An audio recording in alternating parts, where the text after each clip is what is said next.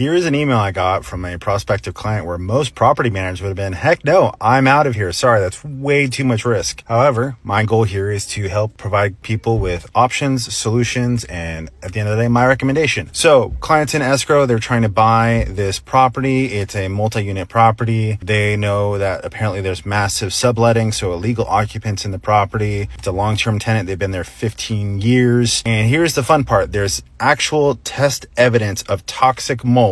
And when I talk to them, I'm like, how prevalent is this, like under a sink? They're like, no, it's in every room. They're so buying a multi-property. It's got tenants in there with major lease violations and issues and an actual health hazard that's been not getting taken care of by the seller of the property. This is also in the city of Santa Barbara limits, so they just passed a bunch of new laws that will further complicate this. And to simplify without saying, hey, rent evictions, all those other buzzwords, my recommendation to the client with their agent was, hey, I don't recommend you close escrow until you get an empty property. The owner hasn't been maintaining the property. They have all these issues with the tenants, lease violations, and they've been letting them live in mold. At the end of the day, that's too much risk, and I feel for those tenants. They need to resolve it with their tenants, and then you'll go through, and then at that point, yeah, you should purchase the property. If they're not able to perform the amount of risk, liability, and headache with tenants we have no relationship with, I couldn't recommend it. So yep, that's where I basically said, giving you some ideas and options. This is probably the most complicated inquiry I've received from a prospective client yet. And I think there's going to be a lot more of these coming up with all the laws that keep changing and a lot of these older properties coming on the market.